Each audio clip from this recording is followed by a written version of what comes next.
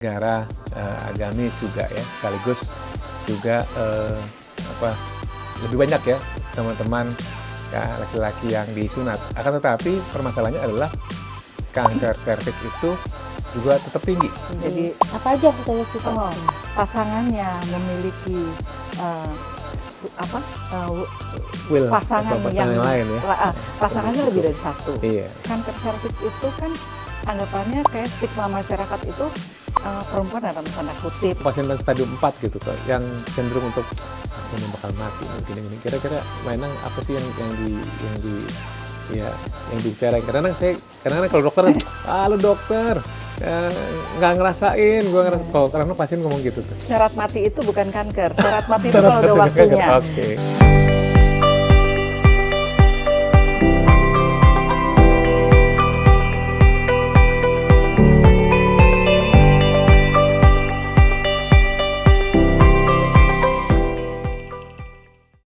Sobat Sehat, apa kabar? Kembali lagi di channel Buka Praktek, bukan Bukalapak ya. Let's Talk at Home. Ya, membicarakan seputar kanker dan segala juga kesehatan populer yang sedang juga kita akan bicarakan. Nah, telah hadir bersama saya ada para teman-teman survivor, ada teman saya, ada Mas Santri, ada juga Mbak Endang juga, yang udah sering wajahnya terlihat di Bukalapak, Buka Praktek. Iya. Kayaknya pengen di endorse ya. Dan jangan lupa Sobat Sehat, klik subscribe. Semoga dengan dukungan Sobat Sehat, akun ini akan lebih berkembang dan memberikan manfaat lebih luas gitu. Nah, let's talk at home. Nah, Sobat Sehat, kita akan bicara masalah kanker serviks gitu. Tentu kita tahu bahwa Indonesia ini negara agamis juga ya, sekaligus juga lebih banyak ya teman-teman ya, laki-laki yang disunat. Akan tetapi permasalahannya adalah kanker serviks itu juga tetap tinggi ya angkanya di kita. Posisi kedua setelah kanker payudara. Nah, pertanyaannya adalah kenapa nih ya, apa yang terjadi? Nanti kita akan bicarakan dengan para teman-teman survivor. Padahal ya mungkin ya penanganan sudah cukup baik meskipun di sana sini banyak kekurangan dan awareness mungkin ya perlu ditingkatkan lagi. Tapi kenapa ya masih cukup banyak? Nanti kita akan diskusikan ya. Ya, gimana Mbak Endang, Mbak Wes gitu. Menurut Mbak Endang, Mbak Wes selaku nih? Ini kalian balik selaku pemain nih, kita selaku pasien nih. Kenapa sih kok Kebetulan pasien kanker serviks saya. Iya. Kenapa kok jadi banyak gitu? Tetap banyak gitu. Padahal ya promosi kesehatannya udah banyak ya. Betul. Gitu. Serviks. Gitu. Enak dulu nih. Ya, mungkin untuk mengetahui bahwa dirinya beresiko untuk kena kanker serviks itu yang kurang memahami awareness itu. Ya, Mbak ya. Awareness yang kurang. Faktor resikonya mereka nggak paham. Nggak paham. Jadi apa aja faktor resiko? Banyak itu ya? Banyak banget. Jadi gini, ada nikah di usia muda. Bukan nikah aja sih, berhubungan seks di usia muda. Ya kan? Terus punya banyak anak. Terus saat berhubungan tidak bersih. Mungkin pasangannya memiliki pasangan yang lain ya. Pasangannya lebih dari satu. Iya. Atau kitanya sendiri mungkin menikahnya lebih dari satu kali. Kita nggak tahu saat menikah dengan yang dulu bersih atau tidak, gitu kan kita nggak tahu. Seperti itu. Mungkin ada tambahan? Kira-kira apa tuh? Imunitas menurun ya dok, termasuk ya? Ya, daya tahan masuk juga ya, gizi juga masuk ke situ. Iya. Gitu. Ya itu yang karena nggak paham kita rasanya udah ngomong faktor risiko berkali-kali tapi ya kan ke sekelompok orang, belum lagi belum lagi yang di dalam itu ya, yang di pelosok-pelosok itu, dan mereka takut untuk membahas daerah sana gitu. Mungkin karena itu dok, kalau kanker serviks itu kan anggapannya kayak stigma masyarakat itu perempuan dalam tanda kutip gitu kan. Jadi ya secara otomatis mereka malu dan takut, oh jangan-jangan ntar saya kena Nah kanker juga ya. serviks nih Iya. gitu. Jadi takutnya dipandangnya nggak bagus gitu. Padahal kan syarat kena kanker serviks itu dia perempuan, bukan banji ya. Iya. Berarti nggak punya Karena yang serviks. punya serviks kan hanya perempuan ya dok ya, gitu. Karena itu yang perlu ditanamkan ke masyarakat sih ya, bahwa jangan malu-malu untuk Segera. datang ke puskesmas. Ya, Bila betul. mana dia memahami dirinya ternyata mempunyai faktor risiko tersebut Iya gitu ya. betul. Mbak ada ngelakuin pap smear nggak? Ada dulu. Ada dulu. Jadi waktu saya dulu kan saya nggak tahu kalau saya mau kena kanker serviks ya dok. Jadi saat saya masih punya suami, saya melakukan pap smear. Pap smear. Bagus bersih. Begitu saya bercerai ya udahlah ngapain juga, kan nggak berhubungan ya. Jadi saya nggak usah pap smear. Tapi setelah 13 tahun bercerai baru ternyata saya kena kanker serviks gitu. Ngumpet ya dok ternyata si Pernah anak. vaksinasi nggak sih Mbak? Enggak, dulu saya belum tahu itu vaksin itu apa gitu. Mahal Saya juga ya. Saya nggak tahu, justru Oh. baru tahu vaksin itu sekarang ini. Begitu tergabung di komunitas CISC baru tahu bahwa oh ternyata ada vaksin untuk kanker, mencegah terjadi kanker serviks. Dan itu ini nggak Mbak, oleh pemerintah dikampanyekan nggak gitu? Kalau dari teman-teman survivor mendengarnya gitu. Kalau saat sekarang sih sudah kita membantu mengkampanyekan untuk Mengadvokasi ya. mengadvokasi dan mengkampanyekan supaya teman-teman yang punya anak gadis itu segera divaksin seperti itu. Ya, tapi Dan juga gratis sekarang sih. kan Program sekarang ini pemerintah kan udah ada gratis. program pemerintah ya bahwa Untuk anak 11 untuk tahun. anak usia sekolah Iya. dasar itu mendapatkan vaksin Vaksin, gratis untuk seluruh masyarakat Indonesia. Tapi sepertinya Pelaksanaannya. belum merata gitu pelaksanaannya. Harapan kami para penyintas kanker itu harapannya supaya pelaksanaan vaksinnya itu segera merata ke seluruh daerah Iya. agar Indonesia ke depannya 20 tahun kemudian atau 30 tahun kemudian bebas dari kanker serviks seperti itu. Iya, mudah-mudahan ya, amin. Amin. Amin. Tapi kalau Vario memang nggak ketangkep ya sama pap smear Kapan? di dalam. Kapan? Kalau kanker ovarium itu walaupun karena nggak ketangkep ya. Nggak karena ketangkep. di Beda ininya. beda tempat gitu. ya. Iya. Terus menurut Mbak Endang, Mbak Tantri ini, jadi dari sisi sebagai patient navigator, jadi gimana nih untuk pasien-pasien yang kena kanker serviks juga? Ini kan Mbak Endang kan alumni nih. Alumni kanker serviks. Nah, jadi gimana nih buat Himbauan yang baru saya ya, dan saya akan menerapkan ke semua pasien yang datang bahwa ternyata dia kenanya kanker serviks itu segera mengikuti saran dokter, melakukan tahapan-tahapan pemeriksaannya supaya segera mendapatkan pengobatannya. Seperti kalau misal stadium awal masih bisa dioperasi. Kalaupun tidak bisa dioperasi, jangan berkecil hati, bisa dengan radiasi atau ada kombinasi ya dok, kemo radiasi. Seperti saya juga kan nggak bisa dioperasi, tapi saya bisa survive sekarang. Alhamdulillah udah masuk tahun ke-7 gitu. Tapi banyak Mbak Endang ya, saya ada pasien nih, pasien kanker serviks. Itu ketika dia tahu dan terdiagnosis itu begitu Emosional. begitu emosional sekali gitu. Iya. Jadi memang kebanyakan kita berusaha untuk bagaimana caranya memadamkan ini ya. Jadi setiap kali kontrol tuh penuh dengan ya insecure-nya dan sebagainya gitu. Iya. Kalau saya sih akhirnya gini, karena saya juga survivor kanker serviks, semua yang datang ke kita, datang ke grup kita, mau masuk ke grup ataupun itu, atau yang datang ke ruangan di saat kita menavigasi pasien, kita akan membuka seluas-luasnya agar mereka mau berkomunikasi dengan kita, supaya kita tahu nih hambatan-hambatan mereka saat menjalani pengobatan, menuju arah pengobatannya itu hambatannya Iya. apa saja, seperti itu dok. Jadi sebenarnya Mbak ya, kalau saya ngeliat benar nggak nih? Ini balik nih dokter nanya nih ke pasien. Iya, deg-degan Kenapa ya? kita. Jadi tadi balik lagi di awal pertanyaan kita nih, pertanyaan saya tadi. Kenapa ya? Jadi di negara kita berkembang nih lebih banyak dibandingkan dengan negara maju ya, yang padahal sana kan seks bebasnya lebih banyak. Mungkin karena tadi lagi balik ya, Karena vaksinnya vaksin. tadi. Nah, Vaksin. tapi kan saat ini dok sudah ada tuh ya dok, apa yang pemeriksaan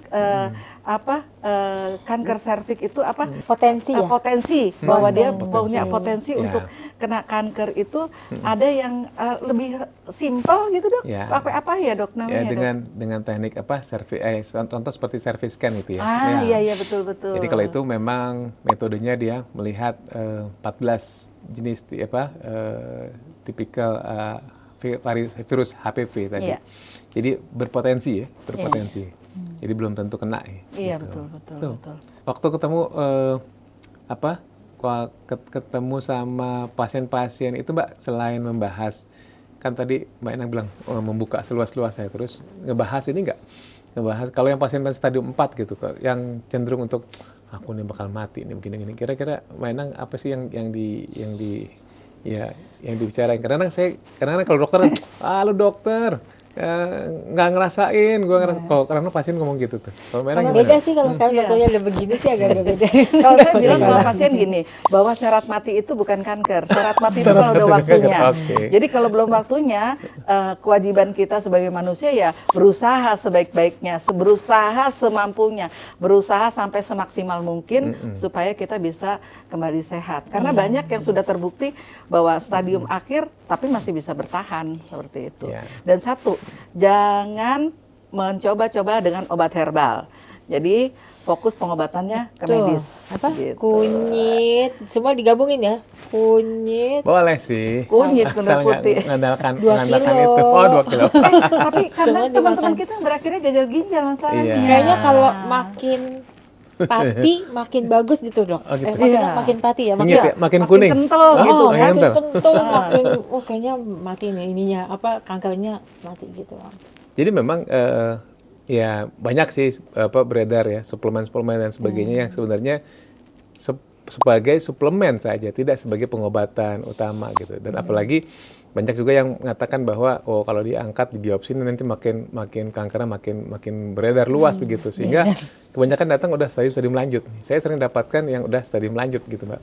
Ya tentu pengobatannya selain pertama sekali lagi adalah di operasi pengangkatan. Berikutnya adalah radiasi dan tentu kemoterapi. Itu nggak bisa dihindarkan gitu Mbak. Tetapi memang lebih baik deteksi dini dan sudah banyak sebenarnya modalitas-modalitas yang bisa.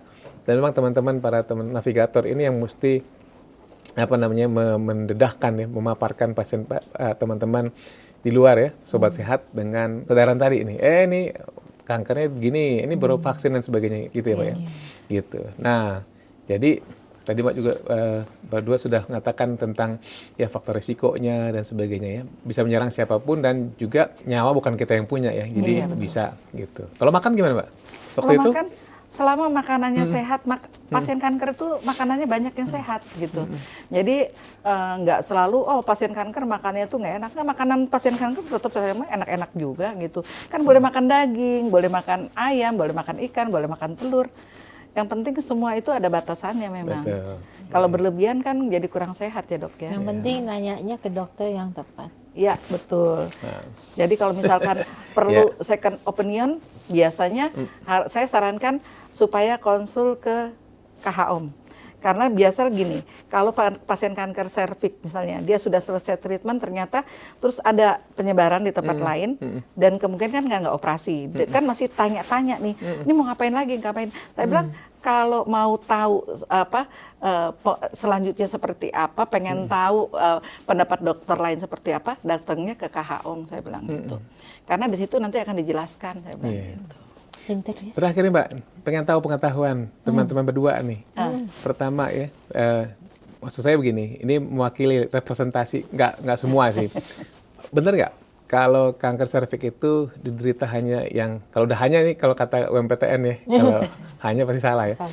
Diderita orang yang menopause. Enggak juga. Ya juga. Banyak umur 20 tahun udah kena kanker serviks. Betul.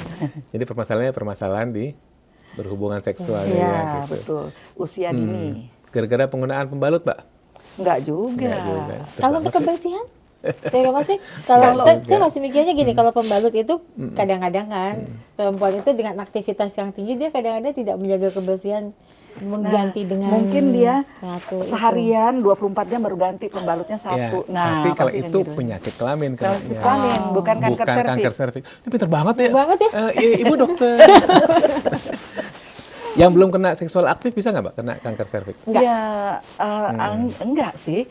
Tapi kan katanya sekarang tuh kan ada yang karena apa toilet yang kurang bersih. Tapi kan katanya ada beberapa jenis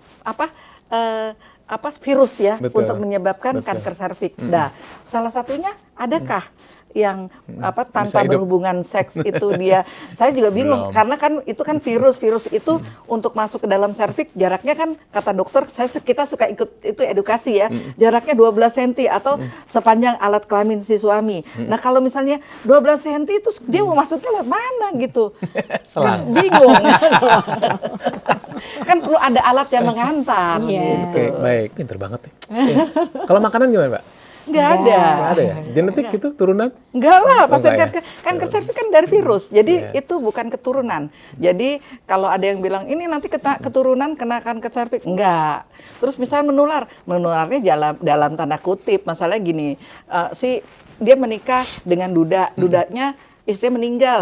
Lihat dulu tuh meninggalnya karena apa? Kalau meninggal karena kanker serviks. Nah, kalau misalnya si istrinya sudah vaksin, ya aman-aman aja. Kalau dianya nggak pernah vaksin, terus ini dudanya meninggal karena istrinya kanker serviks, ya kan? Ya kemungkinan kan dia hanya memindahkan virusnya saja. Masuk itu barang ya kalau Iya. biasanya. Iya, sobat sehat. Kita mendengar ya, ini jangan ditiru ya. Ini jago-jago semua nih, salah nih tadi ngambil ini para survivornya ya. Nah, inilah idealnya kayak gini nih, pasien navigator. Karena udah masuk di CIS ya, Dok. Oh. Jadi semua kita yang masuk di CIS ya itu Terus siapa dokternya yang suka ngajarin? Dokter Andika salah satunya. Jadi saya sih menyarankan juga ke semua pasien, Dok, cari komunitasnya supaya tidak hilang arah saat menjalani pengobatan. Terus kalau di CIS itu kita kan selalu ada edukasi dan kita para PN-nya itu selalu dibekali dengan pelatihan. Setiap ada hal baru dilatih. PN maupun yang bukan PN tetap ada gitu. Ya, jadi sobat sehat dengan bergabung dengan komunitas sebenarnya membuat yang pertama tentu menambah pengetahuan ya. Kalaupun tidak menambah jadi makin senewan ya. Ada beberapa pasien memang yang tidak bisa, tapi perlahan mungkin ya. Karena dokter tidak bisa memberikan semuanya gitu ya. Dan dokter selalu kalau pasien bilang ya dokter teori ya. Nah, mereka inilah yang sebenarnya yang prakteknya sudah menjalani begitu ya, sobat sehat. Dan tentu angka kanker serviks ini memang tinggi ya. Jadi sobat sehat, saya menghimbau untuk tetap lakukan pap smear ya. Kemudian deteksi dini, kemudian jangan lupa untuk vaksin. Ya, dan pahami faktor risiko dan tadi sudah disampaikan bagaimana risiko-risiko itu muncul pada orang-orang ya bahkan sekalipun orang usia muda sekalipun. Dan sekali lagi kanker ini bisa menyerang siapapun dan semoga sobat sehat bisa tidak terkena ya dengan berperilaku tidak hanya hidup sehat tapi berperilaku hidup sehat begitu. Makan yang baik, istirahat yang cukup dan jangan lupa vaksin. Ya, sekali lagi jangan lupa subscribe ya di Buka Praktek. Mudah-mudahan sobat mendapatkan banyak pengetahuan, informasi seputar kesehatan dan juga bisa berdiskusi dengan kita dan tentu pertanyaan-pertanyaannya akan kita buat menjadi salah satu konten di Instagram ataupun di Buka Praktek YouTube tentunya. Let's talk at home. Terima kasih. Sampai jumpa. Salam sehat. Salam sehat.